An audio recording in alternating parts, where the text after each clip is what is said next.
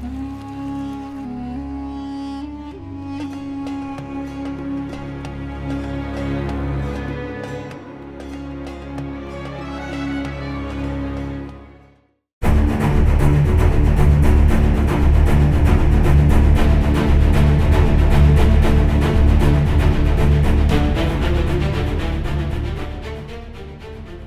धर्म ज्ञान के दर्शकों का स्वागत है। कविता राणा। 11 अगस्त की तारीख पाकिस्तानी हुकूमत और आर्मी दोनों के लिए एक ऐसा तूफान लेकर आई जिसमें सांकेतिक रूप से मुल्क दो टुकड़ों में बंट गया। खुद को रिपब्लिक ऑफ बलूचिस्तान घोषित कर चुके बलूच लोगों ने आजादी का जश्न मनाया और पाकिस्तानी झंडे को हटाकर बलूच लोगों ने बलूच राष्ट्रीय ध्वज फहराया। राष्ट्रगान के रूप में मां चुकैन बलोचानी गाया गया और पाकिस्तान से जुड़ी सोचे हर एक चीज का पूरी तरह से बहिष्कार किया गया। और तो और विश्व ताकतों से बलूचिस्तान को एक स्वतंत्र और संप्रभु राष्ट्र के रूप में मान्यता देने की आवाज भी उठाई गई। और इस पूरे घटनाक्रम में बलूचिस्तान ने खुद को पाकिस्तान से अलग माना और इसी के साथ जाने माने ज्योतिषी गुरुजी डॉक्टर राज की भविष्यवाणी धरातल पर दिखी, जिसमें उन्होंने 2026 में पाकिस्तान के टुकड़े होने के संकेत दिए थे। आप बोले वर्ल्ड वॉर 3 आने वाली है, नहीं होगी वर्ल्ड वॉर 3। आप ही के पॉडकास्ट में कैमरे पे बोल रहे हैं, ऑन रिकॉर्ड बोल रहे हैं, वर्ल्ड वॉर 3 नाम की कोई चीज नहीं होगी। जो वॉर होगी वो बहुत साइलेंट वॉर होगी।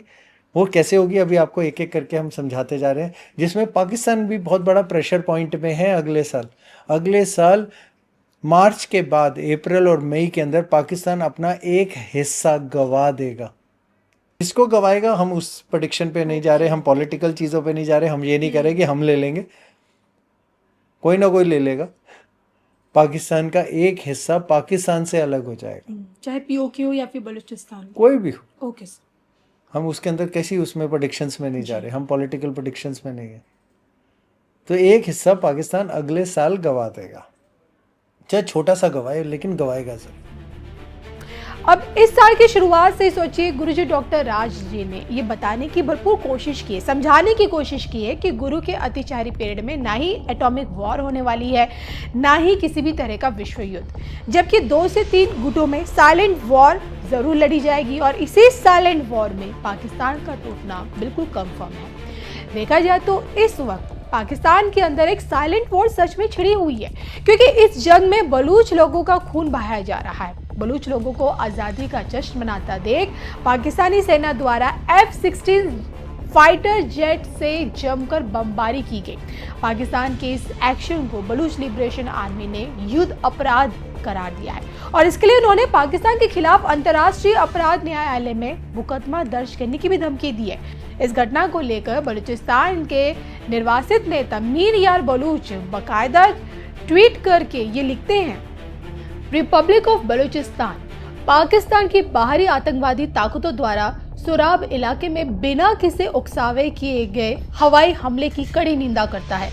इन हमलों में बलूचिस्तान के लगभग 30 निर्दोष नागरिक मारे गए और दर्जनों घायल हो गए। पीड़ितों में मुख्य रूप से महिलाएं और बच्चे शामिल हैं। ये हवाई हमले अमेरिका द्वारा पाकिस्तान को दिए गए F-16 फाइटर जेट से किए गए थे। हमलों से पहले निगरानी के लिए चीन और तुर्की में बने ड्रोन्स का इस्तेमाल किया गया था। मतलब बिल्कुल साफ है कि जिस दिन बलूच लोग या फिर यूं कहें कि जो बलूच वासी हैं, जब वो अपना स्वतंत्रता दिवस मना रहे थे, पाकिस्तान का बहिष्कार कर खुद की आज़ादी का जश्न मना रहे थे, तभी पाकिस्तान ने हवाई हमले के रास्ते खून की होली खेल डाली। मास किलिंग पर उतर आया पाकिस्तान, वो भी बलूचिस्तान के अंदर, यानी कि साइलेंट वॉर की आड़ में बलूचिस्तान की उठती आवाज को कब्र में दबाने की कोशिश की गई है। अब सवाल ये उठता है कि 11 अगस्त की तारीख को ही बलूचिस्तान ने अपने स्वतंत्रता दिवस के रूप में क्यों चुना? तो इसके पीछे का देखिए कारण है कलात का आजादी का परचम लहराना। जी हाँ, दरअसल बंटवारे के समय जब भारत और पाकिस्तान के बीच में बंटवारा हो रहा था, तब बलूचिस्तान देखिए किसी का गुलाम नहीं था, बल्कि एक संप्रभु और स्वतंत्र प्रांत था। कलात की रियासत उस वक्त समूचे बलूचिस्तान का प्रतिनिधित्व करती थी। बस विडंबना ये थी कि खान ऑफ कलात ने अपनी आजादी की इस कानूनी लड़ाई को लड़ने के लिए जिन्ना को अपना वकील बना दिया और जिन्ना ने इसके बदले भारी फीस भी वसूली थी। समझौते समझौते के अगले दिन यानी कि 12 अगस्त 1947 को कलात ने अपनी आजादी का परचम लहराया, 2 सदनों वाली संसद का गठन किया और एक संप्रभु राष्ट्र के तौर पर सांस लेने लगा। लेकिन जिन्ना की नीयत जल्दी खराब होने लगी। ऐसा इसलिए क्योंकि पाकिस्तान के लिए बलूचिस्तान का रणनीतिक और भौगोलिक महत्व बेहद संवेदनशील था। जिन्ना अच्छी तरह से ये बात जानते थे कि एक स्वतंत्र बलूचिस्तान के रहते पाकिस्तान को कभी अरब सागर तक सुरक्षित पहुंच और अपनी पश्चिम सीमाओं पर मजबूती नहीं मिल सकती है। और यही कारण है कि जिन्ना ने कलात के खान को घुटने पर लाने की साजिश रची।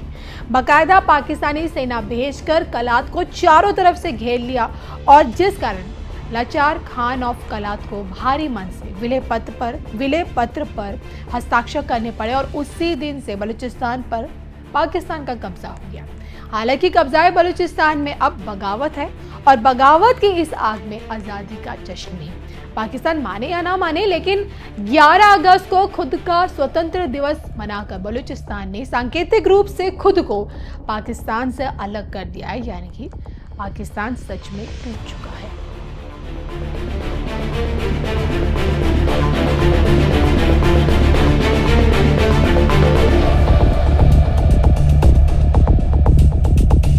आप बोले वर्ल्ड वॉर 3 आने वाली है, नहीं होगी वर्ल्ड वॉर 3। आप ही के पॉडकास्ट में कैमरे पे बोल रहे हैं, ऑन रिकॉर्ड बोल रहे हैं, वर्ल्ड वॉर 3 नाम की कोई चीज़ नहीं होगी। जो वॉर होगी वो बहुत साइलेंट वॉर होगी। वो कैसे होगी अभी आपको एक एक करके हम समझाते जा रहे हैं, जिसमें पाकिस्तान भी बहुत बड़ा प्रेशर पॉइंट में है। अगले साल मार्च के बाद अप्रैल और मई के अंदर पाकिस्तान अपना एक हिस्सा गवा देगा। इसको गवाएगा, हम उस प्रेडिक्शन पे नहीं जा रहे, हम पॉलिटिकल चीज़ों पे नहीं जा रहे, हम ये नहीं कह रहे कि हम ले लेंगे, कोई ना कोई ले लेगा। पाकिस्तान का एक हिस्सा पाकिस्तान से अलग हो जाएगा, चाहे पीओके हो या फिर बलूचिस्तान, कोई भी हो। Okay sir. हम उसके अंदर कैसी उसमें प्रेडिक्शंस में नहीं जा रहे, हम पॉलिटिकल प्रेडिक्शंस में नहीं है। तो एक हिस्सा पाकिस्तान अगले साल गवा देगा, चाहे छोटा सा गवाए, लेकिन गवाएगा जरूर। वर्ल्ड वॉर 3 नहीं हो रही है। वर्ल्ड वॉर 3 की जगह बायोलॉजिकल वॉर होगी। तो कहीं ना कहीं कोई डैमेज पॉइंट्स आएंगे, कोई ना कोई ऐसा बैक्टीरिया या फंगस डिस्कवर होगा और कहीं ना कहीं एलियन कॉन्टैक्ट या फिर स्पेस वॉर्स में कहीं ना कहीं हम पहुंचेंगे, क्योंकि आकाश एलिमेंट ट्रिगर शुरू हो रहा है। ये फर्स्ट पॉइंट है ट्रिगर का, अभी शुरू हुआ है। 8 साल है, बहुत लंबा टाइम है जी। तो ये सारे प्रोसेस अभी शुरू हुए, आगे आगे बढ़ेंगे ही, कम नहीं होंगे। महाभारत का इसीलिए एग्जाम्पल दिया था। महाभारत का सबसे बड़ा एग्जाम्पल देने का रीज़न ये था, महाभारत में पूरे वर्ल्ड की पॉपुलेशन ऑलमोस्ट 70% कम हो गई थी, इतने लोग मरे थे जी।